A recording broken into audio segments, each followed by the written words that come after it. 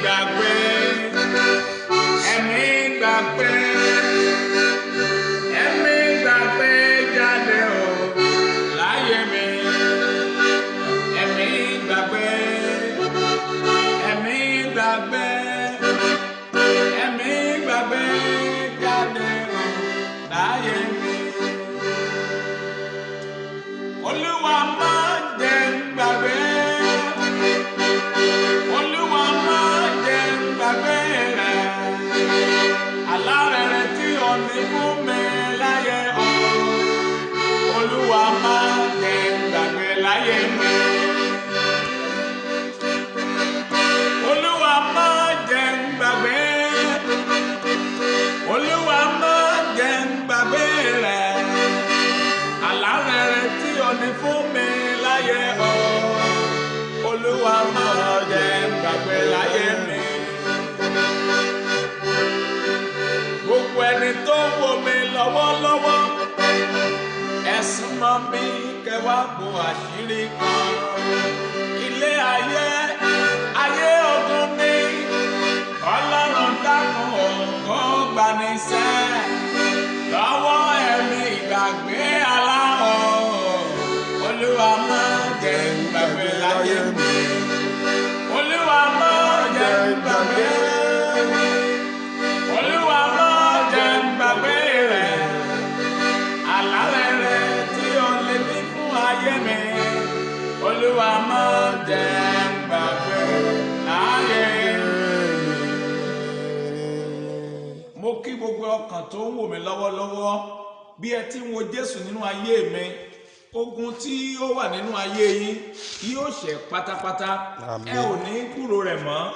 Orúkọ tèmi tí ẹ ń wò lọ́wọ́lọ́wọ́ báyìí ni Wòlíì Godwin Alagọ. Ẹ jẹ́ ká gbàdúrà. Ọlọ́run ayérayé agbẹ́ngà tó pẹ́ ìyìn Ọlọ́run lẹ́ẹ̀kan sí ògo ní forúkọ mímọ́ yín. Àdúpẹ́ fún àwọn ọ̀rọ̀ tó ń jáde ní ìkóríta yìí sí àwọn ènìyàn wọ̀nyí. Àdúpẹ́ fún àwọn kan tó ti gbọ́, tí wọ́n ti gbà, tí wọ́n sì ti gbé ìgbésẹ̀ tí ìyanu ti ṣẹlẹ̀. Ògo ní forúkọ rẹ. Ọ̀rọ̀ mìíràn rèé ó sí ìran yìí. Mo rán ọ̀rọ̀ yìí jáde sínú ayé ọkàn tó ń gbọ́ mi lọ́wọ́lọ́wọ́ kó tú ayé yìí sílẹ̀. I speak prophetically to your life as you are listening to this message. This message will heal you, will deliver you. In the mighty name of Jesus. In Jesus' mighty name we pray. Father, we thank you because you have answered our prayer. In Jesus' mighty name I pray. Daddy and mommy and brother and sister, move near me. This is another message for you. I am Prophet Godwin Alagọ worldwide. I prophesy to your life as you are listening at me. I am from Orioke Baba Alagọ Segamidogo Awolumati Ọ̀pá Ilé-Ifẹ̀ in Osun State. So as you are watching me, I congratulate you because you are a most luckiest people. I'm the luckiest person on the earth. So I bless the name of God for your life. So as you are looking at me, this is a message for you. I titled the message, The Spirit of Forgotten. Overcoming the Spirit of Forgotten. Kí ni à ń pè ní ẹ̀mí ìgbàgbé? Mommy, brother and sister, ẹ̀mí ìgbàgbé ó ń ṣe yín. Ẹ̀mí ìgbàgbé ni orísun ìṣòro ayé yín.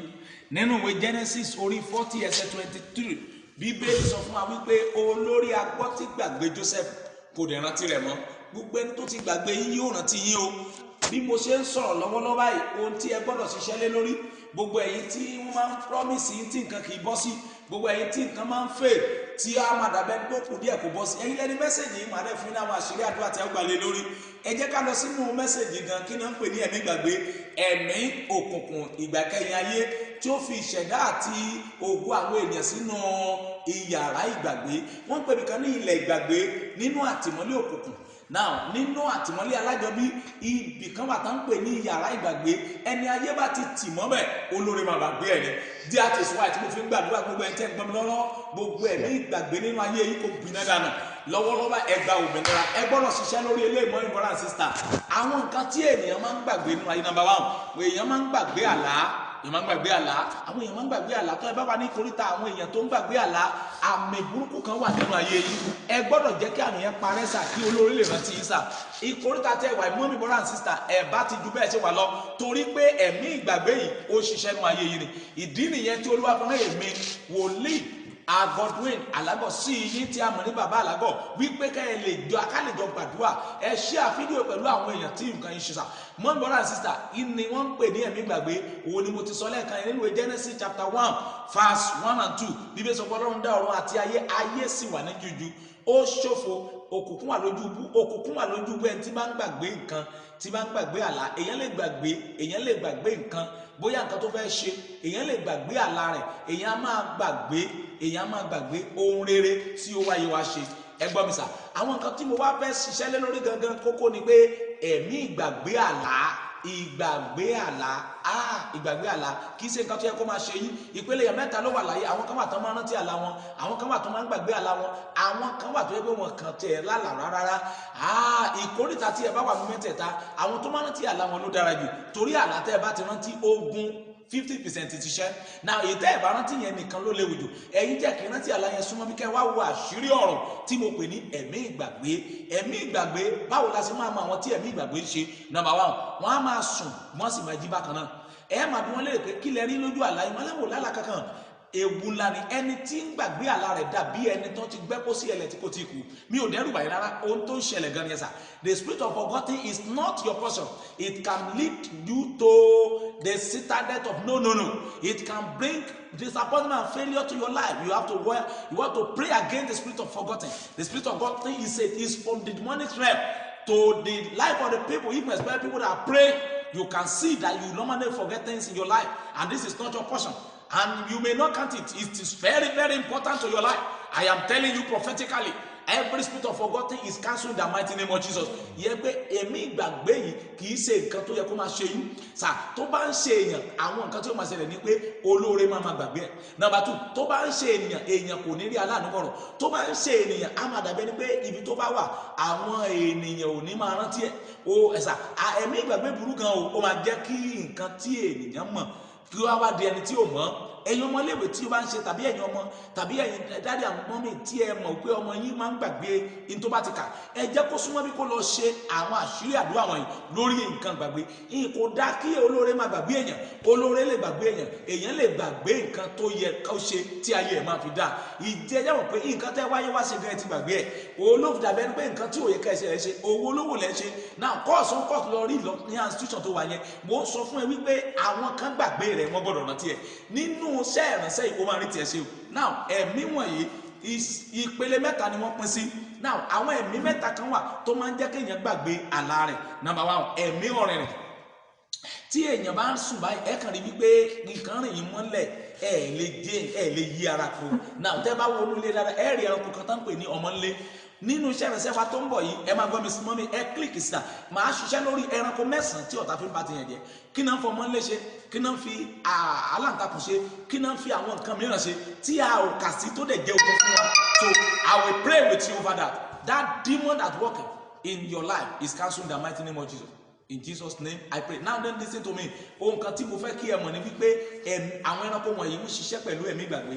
Now ẹ̀mí ọ̀rìnrìn ó ṣiṣẹ́ nu ilé ẹ rí i pé wọ́n rìn mọ́lẹ̀ àwọn yóò ní lè rántí nǹkan tí wọ́n tán lá lójú àlá wọn. Number 2 ó ní pé ẹ̀mí ìgbàgbé nípa ẹ̀mí ọ̀rìnrìn àwọn ẹ̀mí ọ̀rìnrìn àti àwọn ẹ̀mí òru ọ̀gànjọ́ àti àwọn ẹ̀mí yèríra gbogbo àwọn nǹkan wọ̀nyí ó máa ń jẹ́ kéèyàn gbàgbé àlá rẹ̀ kí ló tó máa ṣe ó máa gbàdúrà àwọn àdúrà àwọn ilẹ̀ máa gbà number 1 ẹ lọ sínú àdúrà tí àwẹ̀ ọlọ́jọ́ kan péré now ẹ ṣe ṣòro ọjọ́ mẹ́ta ní inú ilé tẹ́ ẹ ti ń sùn yẹn gangan ẹ ka psalm 104 psalm 102 psalm 3 and psalm 16 and Genesis chapter 1 verse 4 tó bá jẹ́ pé ọkùnrin ní ẹ ka verse 3 and 4 yẹn ẹ kà lẹ́ẹ̀méje tó bá jẹ́ pé ẹlẹ́ẹ̀mẹsàn tó bá jẹ́ pé obìnrin ní ẹ kà lẹ́ẹ̀méje now ìtọ́ni àdúrà lélẹ́yìí o nínú ilé yìí lẹ́tí máa gbàdúrà yẹn ẹ ó ṣe ìṣòro ọjọ́ mẹ́ta àwẹ̀ ọjọ́ kan ọjọ́ tẹ bá bẹ̀rẹ̀ náà ni tẹ bá parí ẹ pè mí sí orí nọ́mbà 08033728791 kí ni wọ́n ṣe ti máa ń gbàgbé àlá mi ó ní mo sọ wẹ́rẹ́ fún yín yẹn sà ẹ wà láwọn àlàkà ẹ rí kó máa clear ẹ gbàdúrà pé Olúwa tán ìmọ́lẹ̀ sí òkùnkùn ojú oorun mi tí ẹ bá ń rí àwọn nǹkan tí òye yìí ẹ pe nọ́mbà yìí tàbí kẹ́ text sórí gúrùpù yìí mo sọ tẹ́lẹ̀ sí ayé yìí ẹ mí ìgbàgbọ́ kó fi ayé sílẹ̀ látòun ayé kó gba òmìnira every spirit of forgetting your life is cancelled ẹ click sórí iṣẹ́ ìránṣẹ́ yìí for the next episode ẹranko 9 tí ayé fi bá ti yàn jẹ kí ni àwọn nǹkan wọ̀nyí ní í ṣe pẹ̀lú ayé yìí next time we meet on this episode 2 I am your prophet Godwin Alago from Osun State, Orioke Second River, World Matter of Alife. We meet next time, but be prepare for the rapture. Jesus Christ will soon come. Deliver and release the sin in your hand. Fear ẹ̀ṣẹ̀ sílẹ̀ lónìí o, kó má bàa níṣẹ́. Lórí Ọlọ́run fẹ́ tú ọ sílẹ̀, mú ẹ̀ṣẹ̀ kó nu ayé rẹ, kó má kí àlákàlà lè bá kó. Jésù máa tú ọ sílẹ̀. Jẹ́ ká pàdé ní the next episode. Jẹ́ kí n mọ nǹkan tó ń là kọjá nípasẹ̀ ẹ̀mí ìgbàgbé àlá.